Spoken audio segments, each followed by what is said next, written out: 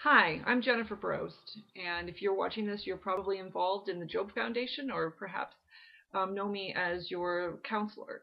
I am the president and founder of the Job Foundation. I'm also a provisionally licensed mental health counselor in the state of Iowa. I want to thank you for taking an interest in any child who has chronic behavior problems, is overly defiant, um, all of those things. And as someone who has had a experience working with and loving and caring about those kind of kids, I know how frustrating it can be and how much you may scratch your head. So what I have done is prepared a document that I hope will help you as you try to help these children and also help yourself.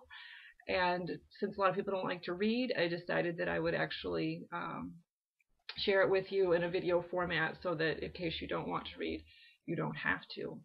So without further ado, I will do that. If you'd like this document as a Word file, I can certainly get that to you too. No doubt doing the right thing is a struggle at times for all of us, children and adults. However, for some children and adults, a pattern of negative reaction becomes the norm. And that leaves the children and the adults feeling badly and also in danger of never realizing their potentials. The information presented in this handout and that I'm sharing with you today is a compilation of several works as well as my own experience in helping families in a number of professional and lay settings. As you will learn, there's no one sure way to interact with a chronically defiant child and then come out feeling positive about the interaction. However, as we shall see, there is reason to hope. Now, the bulk of the advice, techniques, and thinking that I'm about to share with you come from three different books. One is called 10 Days to a Less Defiant Child by Jeffrey Bernstein, PhD. The other is Beyond Consequences, Logic, and Control by Forbes and Post. And the Kasdine Method for Parenting the Defiant Child by Alan Kasdine, PhD. Now, I recommend that you read at least the first two books from cover to cover, preferably twice. In the world of counseling, there are several different camps when it comes to how to help kids. The first two authors that I've mentioned come from the emotionally focused and attachment focused camps. Kasdine, in contrast, is a behaviorist.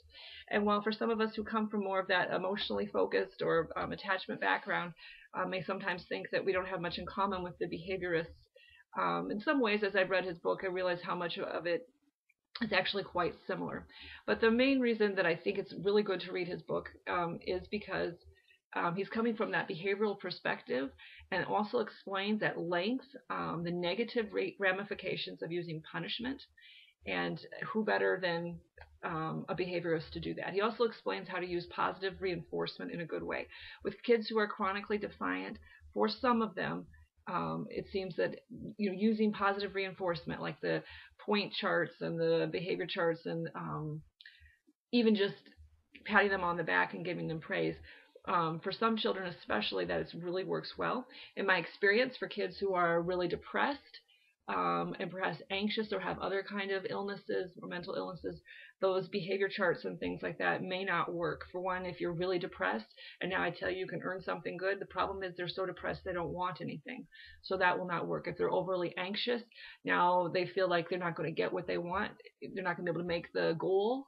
If they don't do it just right, then the anxiety just gets worse. So it's not always the case that those things can work well, but for some defiant kids, they really can.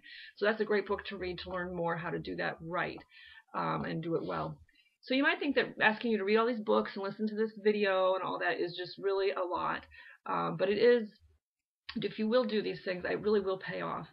Us grown-ups are really prone to doing what comes naturally to us.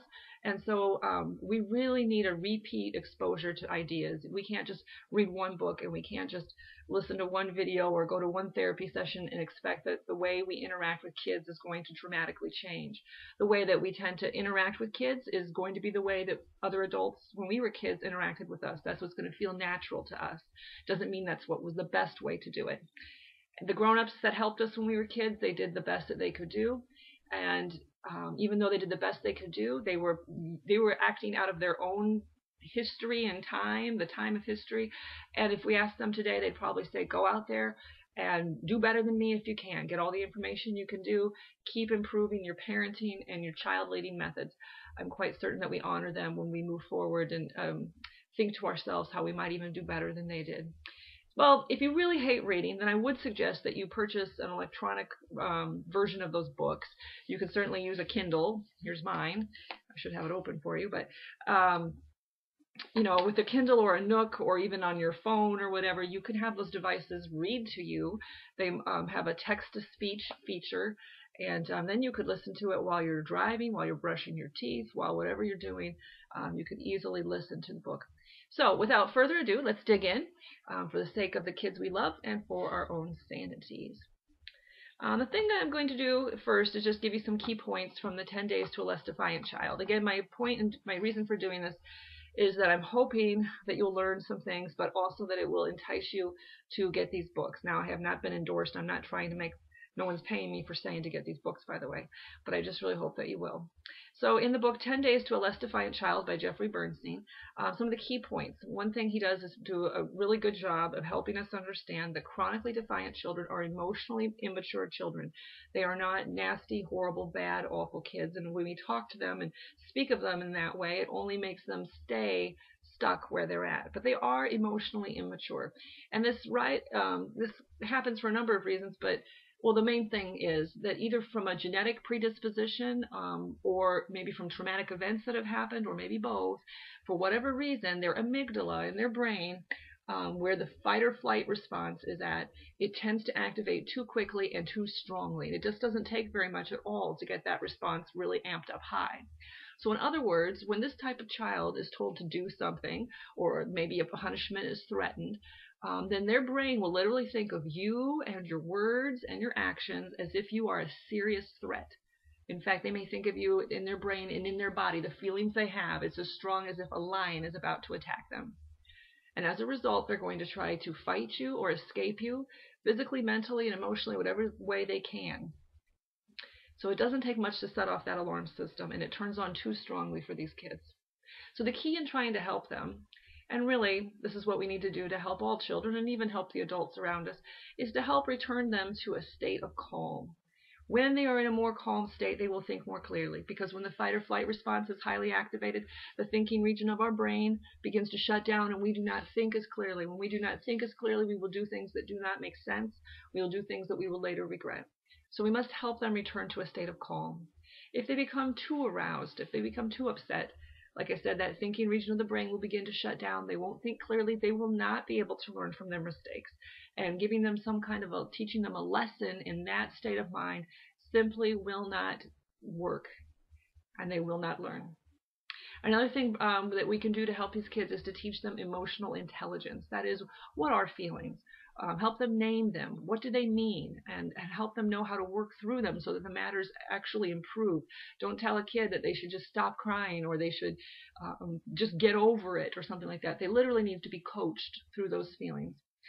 We need to ask them how they feel and what they want. And we need to help them imagine what the other people in their lives feel and they want. And sometimes we need to be able to share with them how we feel and what we want. And we don't just want to share with them our angry feelings. We need to get under there and show them how to share those more vulnerable feelings like sadness and aloneness, those sort of things. Okay, Bernstein also says, make sure you find out what lies underneath your child's defiant behaviors. Again, what's underneath it all is that exaggerated fight or flight response. And so that's fear, basically underlying all that defiant behavior, even though it may not look like it, even though they may have a smile on their face at times, it's fear. Even that child who acts like they don't care about you and they don't really care that they've inflicted pain on others, that's really just the case that they have cut off those negative feelings. They have developed an ability to ignore them, and the reason they've learned to develop that ability is because it's too painful for them and they don't know how to deal with it. Maybe they're afraid of being rejected by their peers, or that their parents will divorce, or that they're flawed. One book I had read shared a story about a little boy who was being very disruptive, hitting kids and acting terrible. And what was underneath it all was they were at a birthday party, and he was so scared that there would be no cupcakes left for him. And so when the parent could figure that out, all they had to do was say, hey, I'm going to set one right over here. This one will be your special cupcake. It will be there. And that was it. The child stopped misbehaving. But before the parent did that, they had tried so many times to put the kid in timeout and talk to the kid and scold the kid, and nothing would make the behavior stop until we got at the core of it. Bernstein does an excellent job of explaining in a whole chapter why yelling is such a problem. and that you should not yell. Do not yell, especially at a child who struggles with being defiant and having difficulty following through with what you've asked them to do. Yelling will make that fight or flight response turn on even stronger, and it also sets a very bad example. If you'll read the book, it will explain at length exactly why this is such a problem, and then we'll give you lots of other words and things to say and do instead when you feel like yelling. Yelling for us adults becomes such a highly ingrained pattern and such a habit that I really believe reading that whole chapter and really working hard on that for ourselves is really important.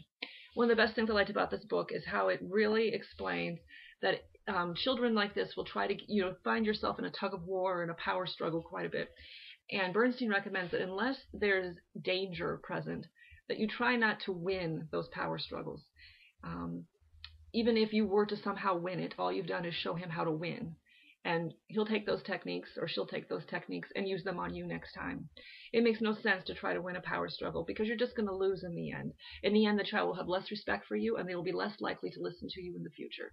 As hard as it is, when we are in a power struggle with a kid and they want to do something that we know is going to be destructive, again, unless it's a case of danger, true danger, then we need to let that child make the decision themselves. And so what we do, instead of having the tug of war, is we let go of the rope and say, fine, it's your choice. Let the child decide, but remind them that they will have to live with the consequences of their behavior. And I'm not talking about consequences that you necessarily impose, although if the situation is very dangerous, you might need to. But they're going to have to live with it. If they get in trouble with the law, you're not going to bail them out. If they get pregnant, we're not sure what we'll do, but it's not like I'm just going to take care of your baby all day. If you're going to hurt somebody, you're going to have to listen to it, etc., etc. But let them decide, and then while they're just trying to decide what to do, you begin sharing your thoughts and your opinions. You begin to say things like, well, I know it's your choice, but here's what I think. Oh, and did you think about this? And did you think about that? And if you see them coming towards a conclusion that you don't agree with, you just say, I disagree, but I know you have to learn to live with your choices. Finally, remind them that you also have a choice. And while they may decide to do this or that, you may also decide to do this or that, because everybody has a choice. One parent decided to end the power struggle between his third grade daughter about going to bed. And he waited for Saturday night and then informed the girl that she no longer had a bedtime. She could stay up as late as she wanted. But he also told her that with that privilege came the responsibility of making sure she got herself up on time to go to church and to go to school. And he showed her how to set the alarm clock. She needed that help. The child stayed up late once and then suffered greatly the next day from being tired. So she never did that again. She never stayed up so late when she knew she needed to get up early. A different child in the family was given that same deal. She, however, was a little bit different personality and just had more difficulty. So the father then made his choice. He got his trumpet out and stood outside her door in the morning and just played his trumpet. See, everyone has a choice to make. Bernstein says that especially with defiant kids, using positive reinforcement, when you do catch kids doing the right thing, to make sure that you're using encouragement and praise and maybe even incentives, that can be especially important for defiant children. And we'll hear more about that later. Okay, the next book is Beyond Consequences, Logic, and Control by Forbes and Post. And it's a 2-volume series that explains how the brain works, and also why using punishments and threats and what I call imposed consequences, that is, coming up with a consequence that wouldn't naturally be there, that can really overwhelm the child's nervous system and actually leave them learning less and misbehaving more. The book teaches how to use a love-based approach instead. Again, a love-based approach would turn on the hypothalamus. The hypothalamus has your love response. It calms you down. It helps you stay centered. It helps you think. It's the opposite of that fear response. And learning how to turn on that region of the brain in yourself and also in these children is really, really key to their healing and key to keeping them behaving in a way that's consistent even with their own values. So remember that discipline and punishment have very little to do with each other. The word discipline means to teach. And all the research tells us that punishment doesn't teach anything. And I'm not saying that there's never a time and place to punish a child, but it does mean that if we as adults walk around thinking that we have disciplined our children after we've punished them or provided a consequence that wasn't natural, then we're really kidding ourselves, because those things will never develop our children's morality and will never keep them from in the heat of the moment, choosing not to do right or wrong. Punishment can actually make it very hard for some children to change their behavior. A defiant child may struggle to change in the face of a threat which further activates the fight or flight response, the threat of a punishment or the threat of an unnaturally imposed consequence. This book includes chapters on stealing, lying, refusing to do homework, obey, etc., and explains what to do instead. It's a very helpful read, and I really do hope you get those books. Finally, the Kasdin Method for Parenting the Defiant Child by Alan Kasdin, PhD. I see this book as being very helpful in dealing with the defiant child who is not necessarily depressed or anxious or has lots of other mental health issues. Anxiety and depression and other mental conditions are really tricky to recognize, and oftentimes defiant children do have those complications. So as with anything, if you would consult a counselor or professional mental health professional before implementing this Kasdin's method, or really probably anything, that would really be best. In fact, all the books, the authors in those books recommend you do just that. But this book is a good read when trying to set up a positive reinforcement schedule. As I said before, if you've got a kid who's really depressed and you try to offer that maybe if he could do his homework, then maybe he could get this or that, it might not work because they're so depressed they just don't want anything. But for some kids, this really can work. And so if you want to set that up, Kasdin tells you how to do that in this book. He says that there's no faster way to change someone's behavior for lasting good results than to reward the desired behavior when it does occur. And you might think that your child virtually never does what you ask of him or her, or that they always pitch a fit. But Kasdin offers a solution for that called jump starting, and there's a technique to get you going. Below, right now, I'm going to share with you some facts presented in the research that Kasdin talks about regarding the dangers of punishment. And this is really important because in our society, unfortunately, we have this idea sometimes that being punitive and providing some kind of a punishment or unnatural consequence is in some way helping the child. And some people from a perspective of religion or a faith perspective that understands that it's not punishment that necessarily works. Ideas like grace, but also firmness, can sometimes really help us in that. But I just thought all this research was really interesting. And again, there's a whole chapter on this, so if you get the book, you'll get to learn a lot more. But Kasdin says that it's true that punishment can get us the results that we want in the short term, but in the long run, since nothing was learned by the punishment, especially when no one is watching, you will see that that behavior comes back. He says that lots of times parents punish because they think that's going to teach their kid respect for authority figures, where that's absolutely not the case. Children cannot and will not learn respect for authority figures through punishment. Learning to respect authority figures will come from watching authority figures as they are reliable and they are nonviolent and they are absolutely dependable. That's how they will learn to respect. A child's cry from the punishment is only a distress signal. Just because the child is acting upset from the punishment does not mean that they will not repeat it. It does not mean they have learned. What it is proof of is that the punishment is distressing to them and it is activating that fight or flight response more. The punishment trap, as Kasdin calls it, is when a parent becomes more and more punishing over time because they see that a punishment stops the behavior for a short time. So then when the behavior or a different behavior starts again, the parent punishes again. But the punishing behavior actually leads to more misbehavior, and so round and round we go. We're caught in a very vicious cycle. Kasdin says that you will need to increase the severity of your punishments over time in order to get the same desired effect. And that's because children get used to being punished, just like we all get used to whatever is happening to us. So when those consequences and punishments just don't mean as much anymore. So you're going to have to increase them over time. And if you increase your punishments, the severity over time, you will be in danger of abusing your child. Punishment can harm the parent-child bond. And that will make the influence you have over your child in their mind, it will make it smaller. Now, especially as kids get older, your influence is the only real thing that you have to have any kind of power over them, if you can have power over them. So don't allow your loving influence to suffer loss unless it is absolutely necessary, such as in a case where danger is really present. Kasdin quotes B.F. Skinner, the famous behaviorist, in saying, "Never use punishment." But he also admits that the average parent just cannot stop themselves from using punishment. Bernstein, the author of the 10 Days to a Less Defiant Child, he says that if you're going to use punishment, do it as an absolute last resort.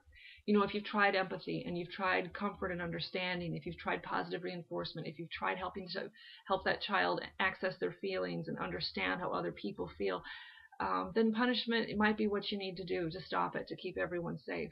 However, it needs to be the last resort in most cases. It's in this context that Kasdan offers the following advice if you do decide to punish.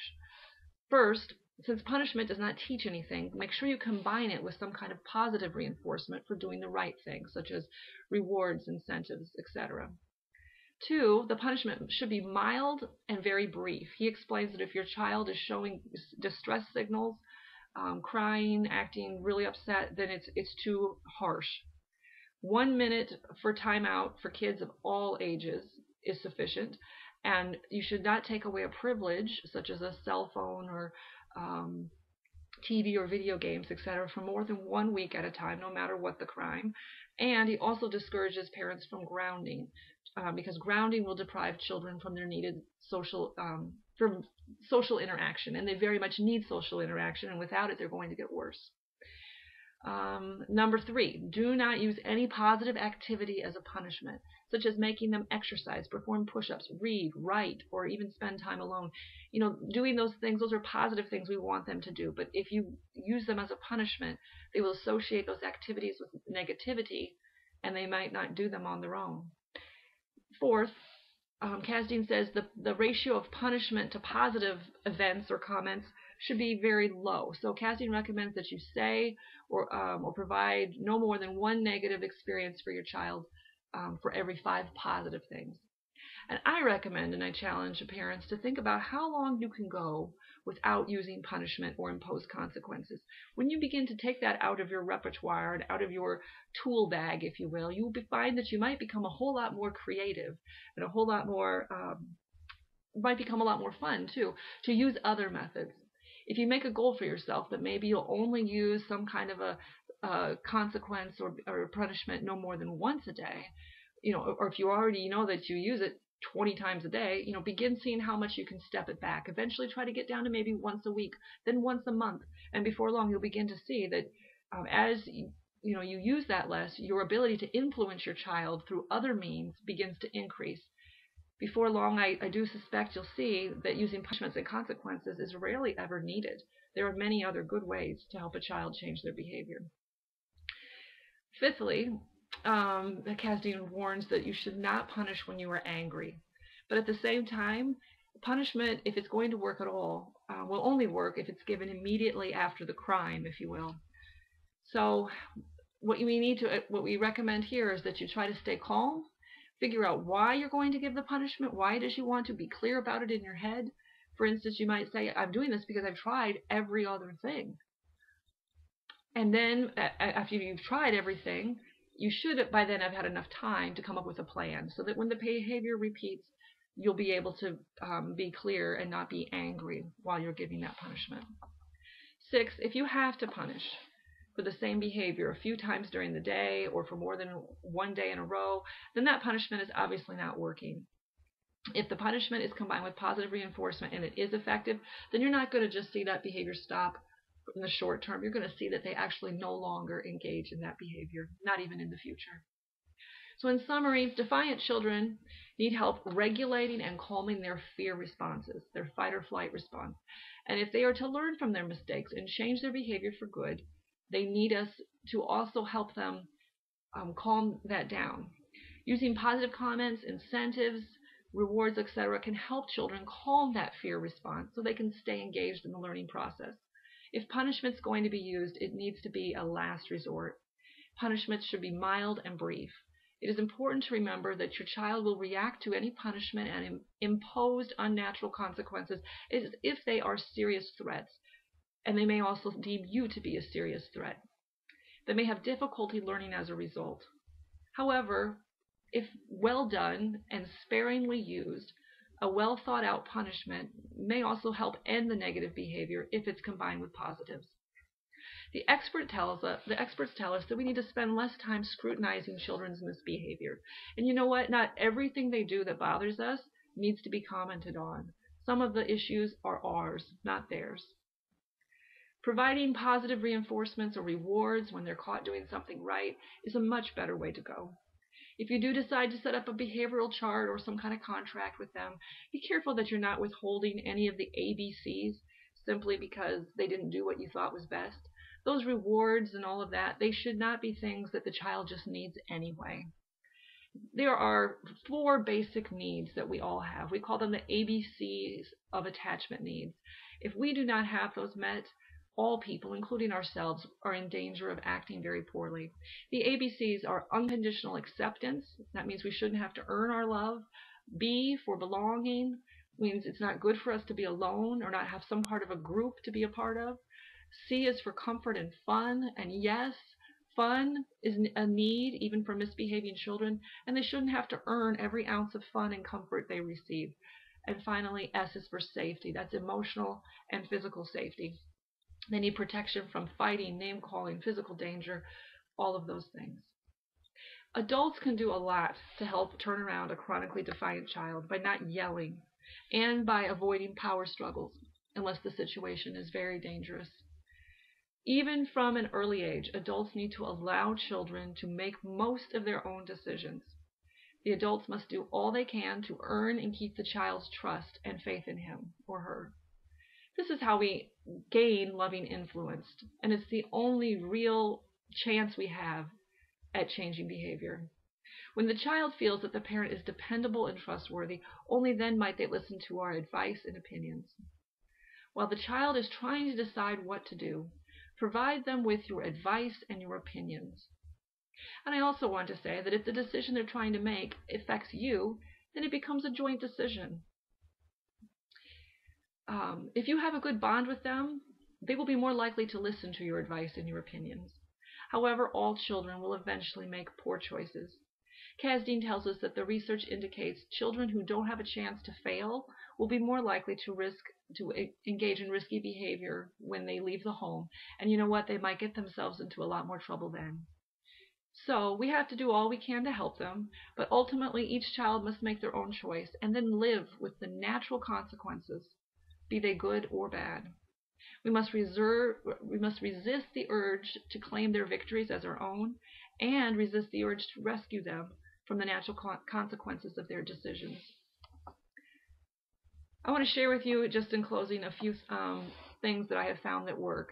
You know, there's a standard way of talking to kids, and then there's kind of what I call the low threat way that I find works better. Again, we're trying to interact with these kids and talk to them in a way that is less likely to turn on that fight or flight response or to amp it up even higher. So the standard thing that parents or an adult might say to a kid is something like, take out the trash. And a low threat way to do it would be to say, I see the trash needs to go out. Would you mind helping? We can at least start there. And if we can't get it going more, we can say, you know, I guess I'm asking you to take it out. But if we just say take out the trash, it feels like a threat. Another thing is, you might say, would you please stop doing that? Well, that's a problem for a number of reasons. It sounds threatening, and it's non-specific, and it doesn't tell them what to do, positive instead. So another way might be to say, you know, I need you to start doing this or that, and if you don't, I might have to do this. So a child might be playing too roughly. You know, sometimes some of these kids, when they do want to be playful, they will be overly aggressive and excited. And you might not like that and misinterpret that they're trying to be bad, but they're not. So it might be something like, I need you to start playing more gently with me. And if you don't, I won't be able to keep playing with you, and I will have to get out of the pool. Standard way might be to say, go to bed. But a low threat way would be, you know what, it's time to start our bedtime routine. A standard comment might be, do it now. Whereas the low threat way would be, would you like to do it now or in 2 minutes? I'll set the timer, and if you want, you could have 2 more minutes.